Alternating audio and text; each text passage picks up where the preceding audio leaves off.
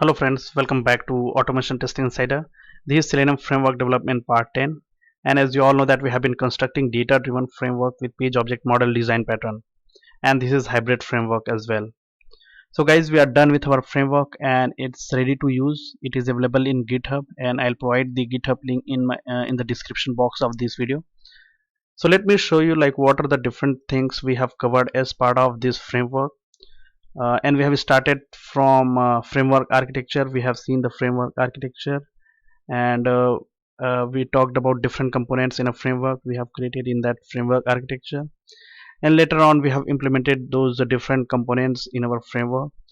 We have updated the pom.xml, we have created config.properties file, we have created the base class and action driver. We have implemented the action driver class.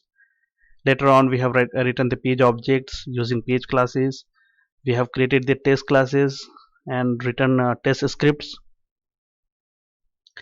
and we have done the implementation log4j implementation in our framework. We have done the data driven testing. We run our test cases using testng.xml, and we have divided our test cases into different groups like smoke, sanity, regression.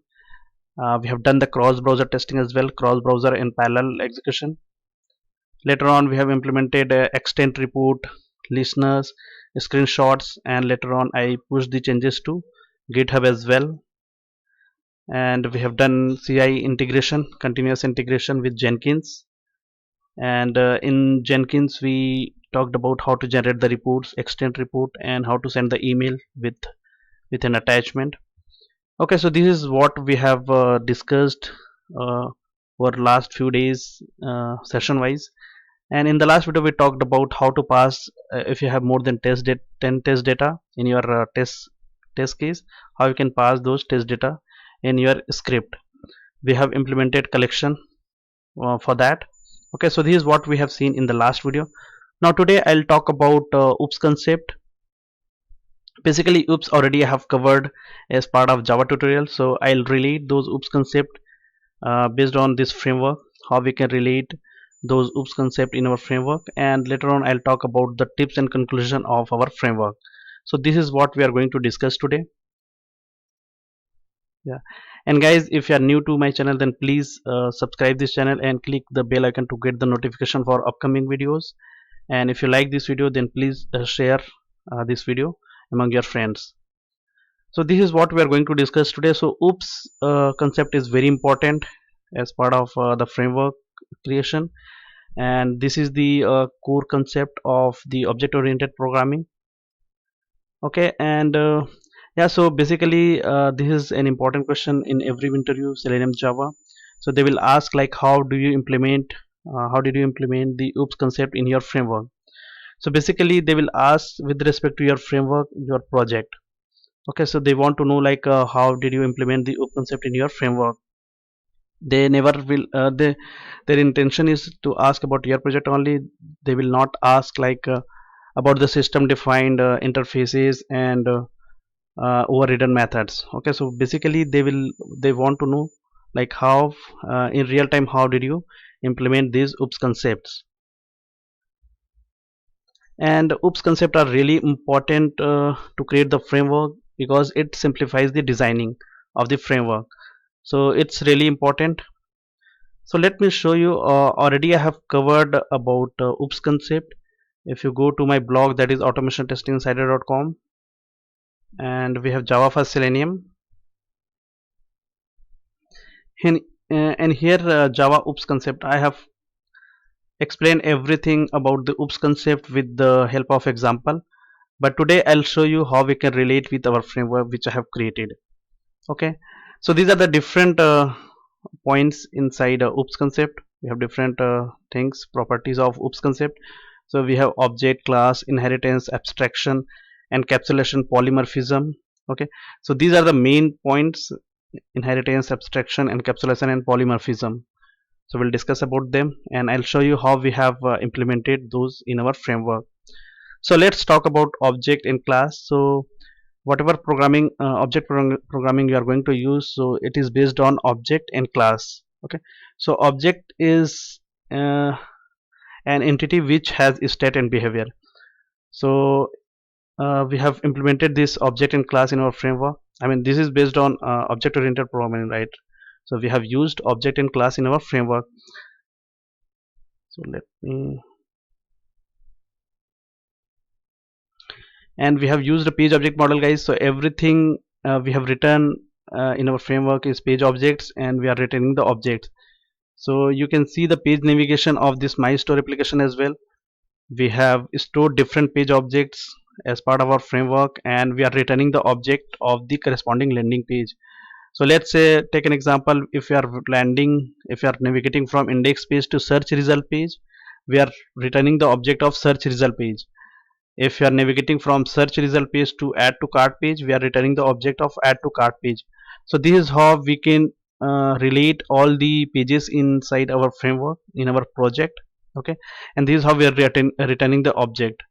And we have created the page classes to create all the page objects, and this is how we are returning the objects of corresponding landing page. And we can interlink all the pages inside our framework. And class is very simple. I mean, it is the collection of all the objects. Yeah, so that is the class. Now let's talk about inheritance. What is inheritance? Okay, so let me next go to the next slide. Inheritance. So what do you mean by inheritance? Uh, so one class acquires the properties and functionalities of another class is called inheritance. So basically there is a base class and a child class. Okay, there is a parent class and child class. So child class will acquires all the properties of base class, or you can say the parent class. That is inheritance. Okay, so let me show you like where we have implemented this inheritance in our framework. And this is how you need to explain with the real world example whatever you have implemented in your framework, so you can relate with this framework as well. So this is the framework, guys, which we have created. This is the project, my store project. And if we expand, yeah, this is the base class. So this is the heart of our framework. So here I have given the definition of the base class, like what it does. This is the comment which I have given. Base class is used to load the config file and initialize the WebDriver. So the basic purpose of base class is to load the configuration file and initialize the WebDriver. So here you can see I have given the comments as well, like declare the driver. Okay, so this is the driver declaration. We have created the object of this thread local, and this is the load config method by which we are loading the configuration of our properties file. Okay, and we have this launch app method by which we are initializing of the WebDriver, by which we are launching the browser. And later on we have this maximizing the screen, delete all cookies, and etc. All these different methods we have implemented over here. Okay, so this is what about the base class. So this is the supermost class of all the classes inside our framework.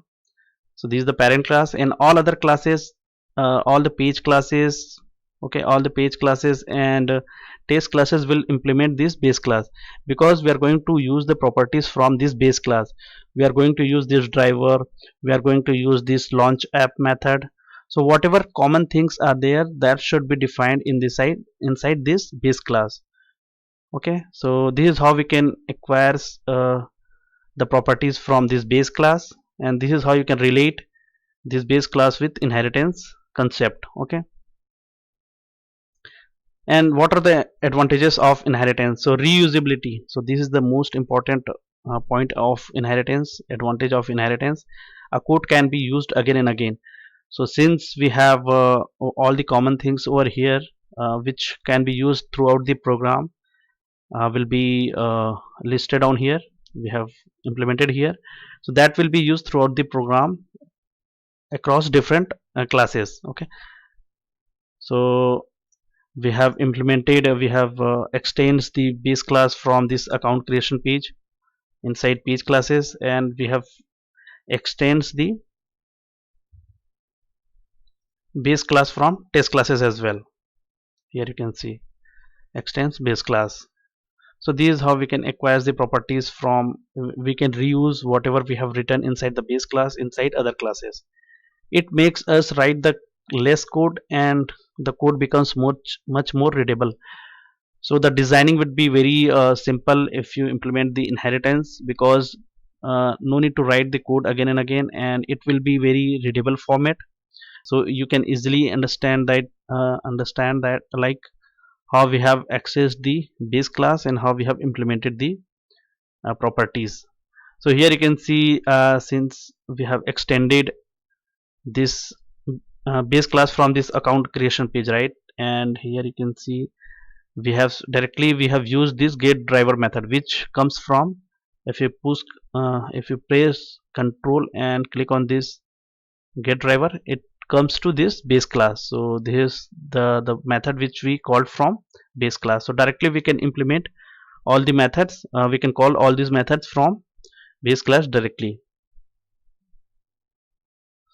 Yeah, so this is about inheritance, guys. So this is how you need to explain about the inheritance. And what is next? Abstraction. So abstraction is the process of hiding the implementation details and showing only the functionality to the user. Okay, so let's take an example. You are watching TV, and you are just changing the channel, or increasing the volume, increasing or decreasing the volume.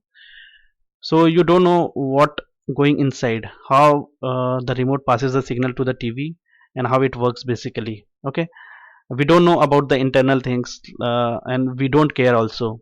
So we just need to understand like whether while changing the channel, it should be changed, the channel should be changed. Okay, so this is what matters.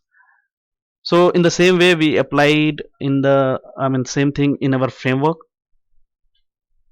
So I did little bit change in the framework, guys, offline, to talk about this abstraction, to implement this abstraction.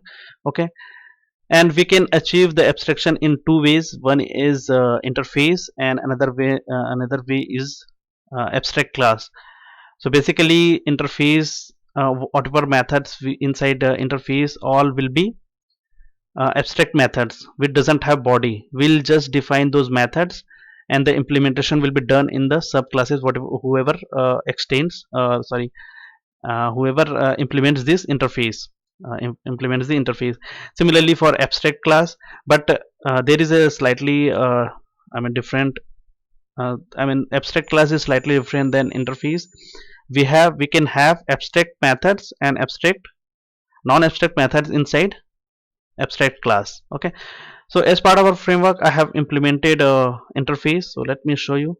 This is I have done little bit change offline. So let me show you what change I have made, what changes we have done. So I have created a separate interface, guys, action interface, this one. And here I have created I have defined all the methods, whatever present inside action class. Okay, so here you can see scroll, visibility of element, click. So these are all abstract methods, we don't have body. You can see here I have just declared the method and ended with semicolon. So there is no body of all these methods. So this is how you can define all the methods inside interface. And later on what I have done is, if you go to this action class, I have extended the base class and implements the action interface. So this is what little bit change I have made in the framework. So we have implemented action interface, and in this class, in this action class, I have implemented all the methods which are defined inside this action interface. So here you can see that we have written the body of this whatever methods we have defined inside action interface. All are implemented over in this action class. Okay, and those are overridden methods, because we have this all these methods inside action interface. So all these are overridden methods over here. We have implemented all the methods inside this action class. And the question comes like, how do we use all these methods inside our framework? Okay, so let me show you. If you go to this account creation page, because we need these methods, right? This click method, the find element method, we have is displayed method. So these are the different methods we have, and we need them for user actions. Okay, to perform the user actions. And this is our page class. So how do we use? We can simply create the object of action class over here, and using this action object we can call those methods. Here you can see action.click like this. So this is how you can use the interface abstraction in your framework. And here you can see, by seeing this action interface, you can see the all the methods are defined over here. We don't figure out like what is going inside, okay, how it is implemented, and what is the behavior of this particular method. We don't know, right? So we don't care about the internal things, we just care about the what we have defined inside this interface. So what are the different advantages of abstraction? So it helps to increase the security of an application or programs, as only important details are provided to the user. So for security point of view, this is really important. And the second thing is, it reduces the complexity of viewing the things. So it simplifies the things. So you can easily identify, like we have defined all the methods inside interface, and later it will be implemented by different classes as per the usage, as per the requirement. Avoids code duplication and increase reusability. So here you can see we have defined the method over here, and this can be implemented whoever classes will be implemented this interface. Okay, so we have given the definition over here, and this will be implemented according to the usage by the different classes. So no need to write the same method again and again, we can just use this method and implement according to our usage in subclasses. So this is about abstraction. Yeah, encapsulation. So what do you mean by encapsulation? So wrapping of the data and methods together as a single unit.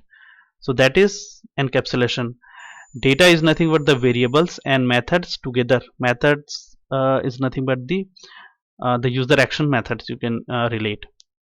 And there are two things over here. The first thing is which we just talked about, and the second thing is this is also called data hiding. So I'll show you why we call it as data hiding.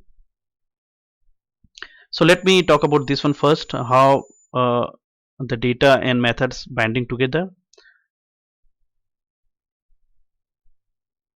So this is user action. Let me open any other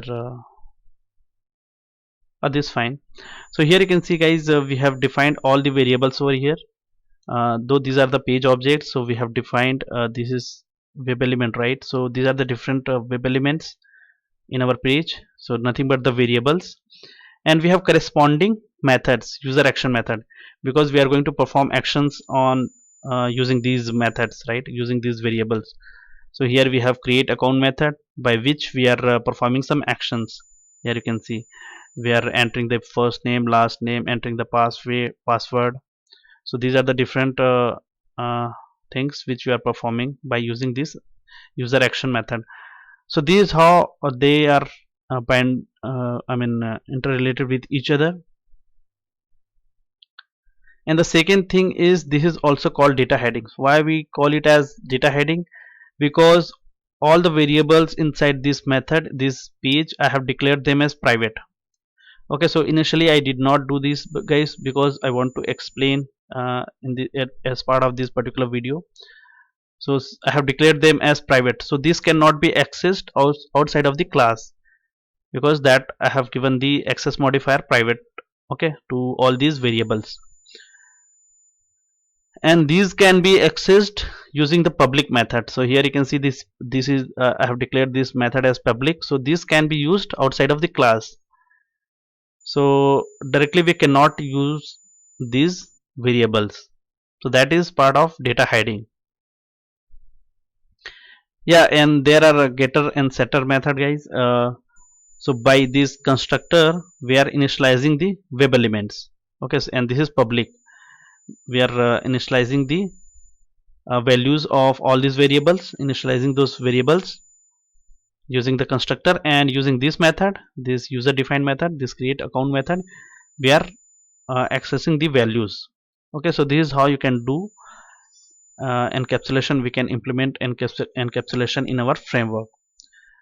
What are the different advantages of encapsulation? So it refers to the bundling of data with the methods that operate on the data. So here you can see how we can encapsulate. We have seen data methods and data members and methods.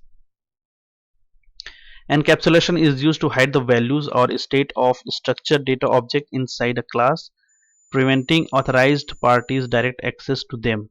So since we have declared them as private, so other outside of the class it cannot be accessed. So that is part of data hiding. So similarly we have the same thing for other page objects, page classes. Here you can see I have declared them as private, and we can access through the public method, okay, outside of the class. So this is about encapsulation, and I have given very good example in our this Java tutorial, guys. If you navigate Selenium for Java, and here we have Java OOPS concept. So here clearly I have defined with the help of example. Now today I am just relating how we have implemented in our framework.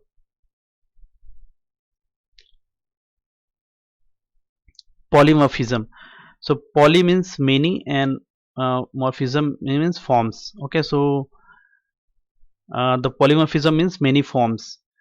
So there are two types of polymorphism. We have compile time polymorphism and runtime polymorphism. Compile time is static polymorphism as well, and yeah, it is also called early binding. And we have runtime polymorphism, that is dynamic polymorphism, and late binding. Okay, and there are a couple of examples of compile time and runtime. So compile time method overloading is the example of compile time polymorphism, and runtime method overriding is the example of runtime polymorphism. Yeah, so what are the advantages of polymorphism? So polymorphism allows us to perform a single action in different ways. Okay, I'll show you the with the help of method overloading in our framework, and it helps the programmer to reuse the codes. Classes once written, tested, and implemented can be reused as required, saves a lot of time.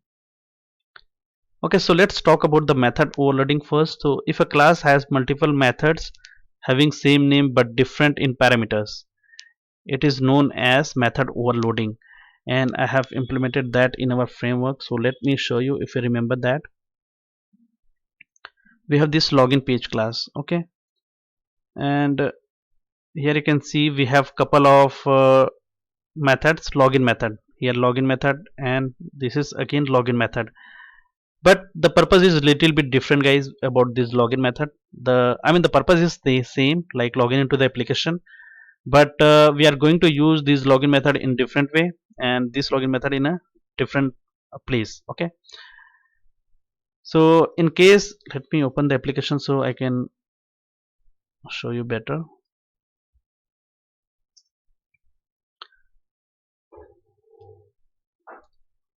So if you remember, we can directly purchase the product without logging to the application initially, right? We can just search the product from here, and let me just click on search. We can, without logging in, right? We have not logged in into the application, and directly we can search the product. We can add to cart, and we can proceed with the payment.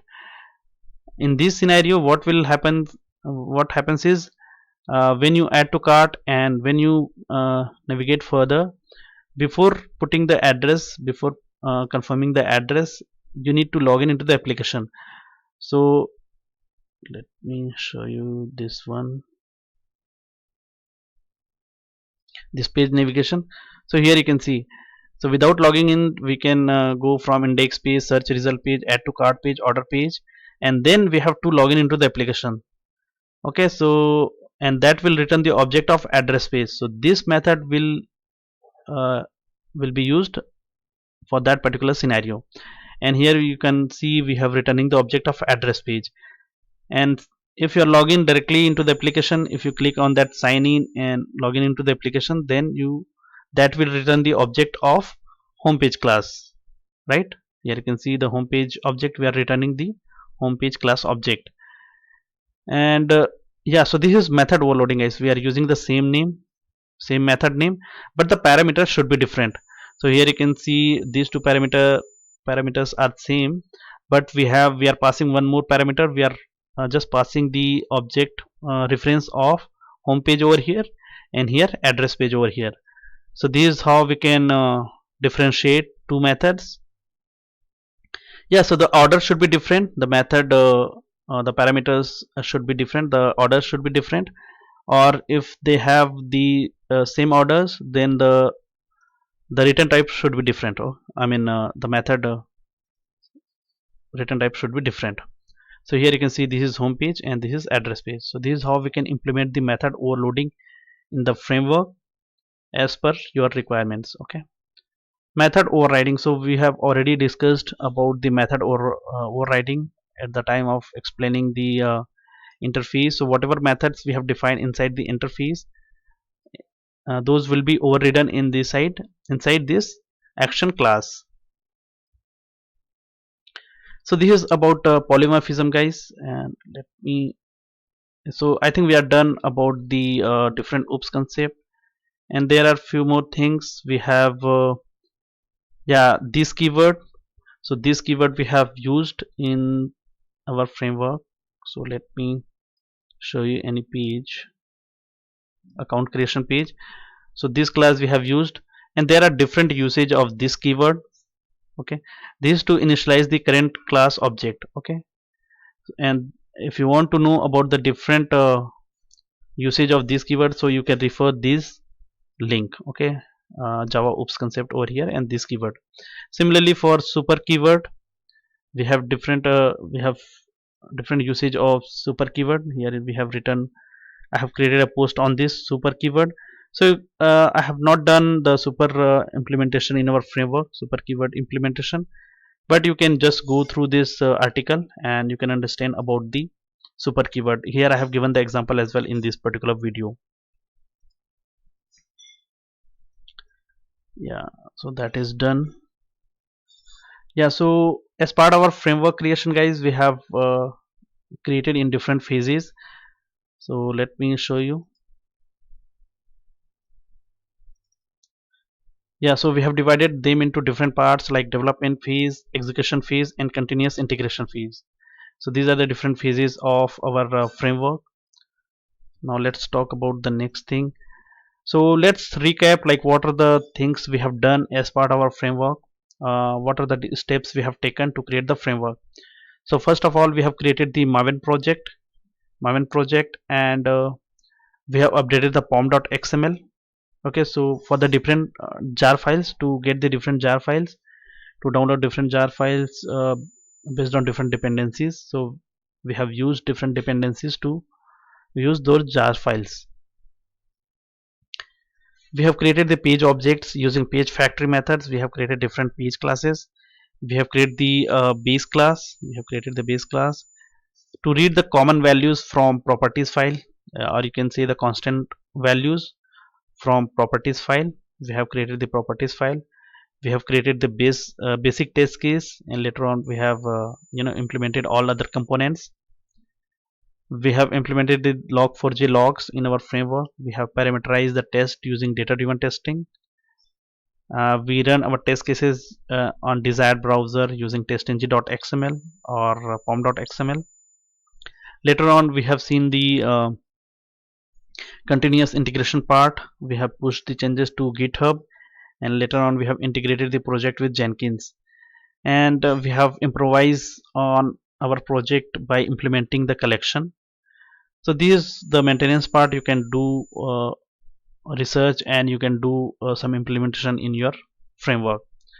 So this is how you can relate by looking at whatever the steps we have taken to create the framework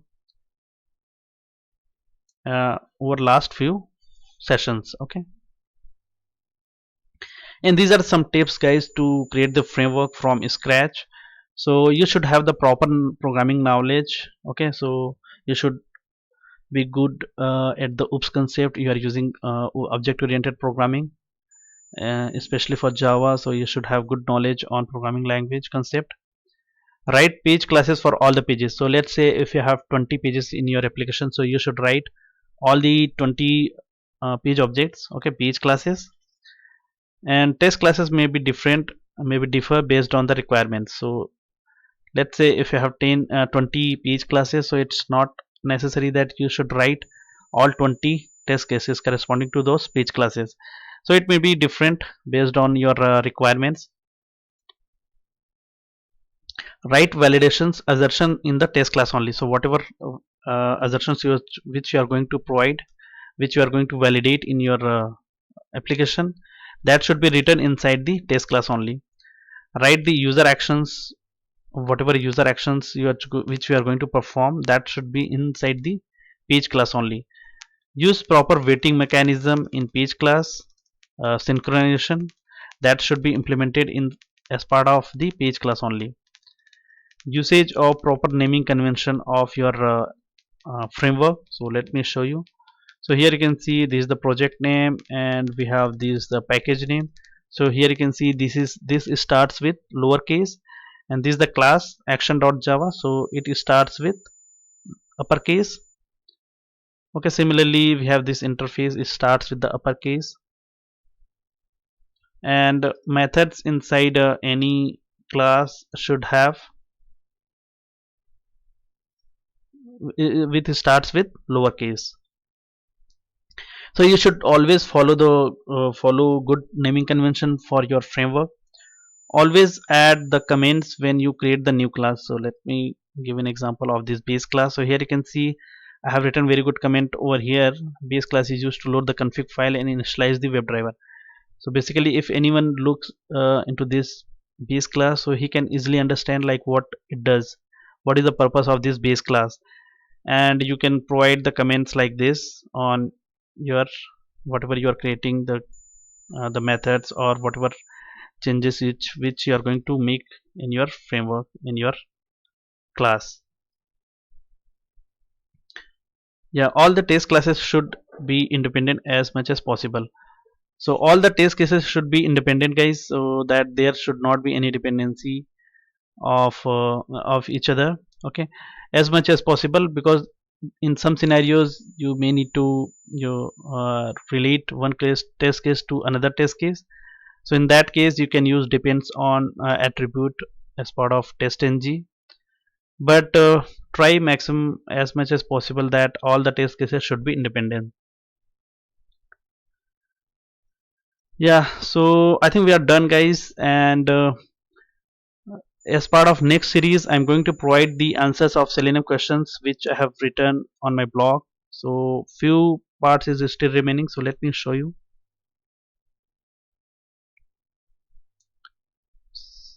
Selenium questions and answer. So I have covered till here Selenium questions part 5, Selenium exceptions, and remaining part I'm going to cover first, and later on we'll start with the other series like Cucumber BDD, API testing, database testing, DevOps, etc. So this is what I have planned so far. So first I'll cover the all the Selenium questions which are pending, and later on we'll cover other things. Yeah, so I think we are done. So this framework is pretty much ready, guys, and you can use yeah, so this is the GitHub, my GitHub URL, and I'll provide the GitHub URL with the in the description box of this video, so you can refer this framework, you can clone this project, this framework, and you can practice it. Okay, yeah, so everything is covered.